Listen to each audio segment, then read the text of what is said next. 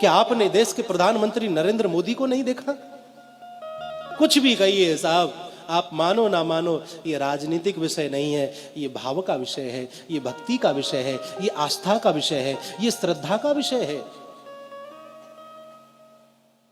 एक देश का राजा अपने जन्मदिन पर जब माता से मिले तो माता के चरण स्पर्श करता है, आशीर्वाद लेता है।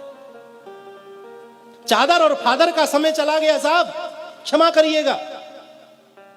और अपनी संस्कृति को यदि बचाना है तो चादर और फादर से बचकर के ही रहना होगा, तभी ये संस्कृति बच सकती है। वो समय चला गया जब कहीं जाकर के चादर चढ़ाई जाती थी, कहीं जाकर के फादरों से मिला जाता था। अब समय वह आया कि जब अन्य किसी देश का राष्ट्रपति प्रधानमंत्री आता है तो हमारे देश का प्रधानमंत्री उसे ले जाकर के गंगा जी की आरती कराता है। महाराज, ये दृश्य मंदिर देवालय में ले जाकर के बड़े बड़े राष्ट्रपति को बिठा देता है, मंदिर दिखाता है, ये देखो हमारा ये मंदिर। ताजमहल दिखाने वाला समय चला गया साहब।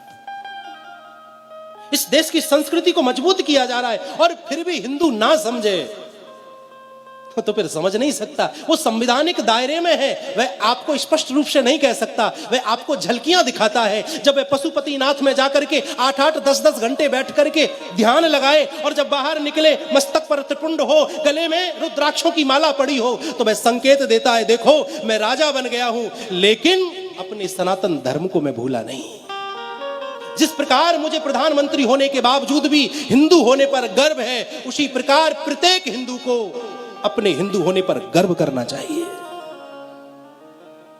जब केदारनाथ में हमारे देश का राजा जाए और वहां ध्यान मुद्रा में बैठे और जब वहां से निकले भगवा वस्त्रों में, मस्तक पर विद्यमान त्रिपुंड, गले में पड़ी हुई रुद्राक्ष की मालाएं, वो चाल, वो शान, वो आंखों में तेज, अगर इस तेज को देख करके भी हिंदू ना समझे तो मैं समझता हूं कि फिर हिंदू समझ भी नहीं सकता है। अपने पतन का कारण आप और हम खुद हैं।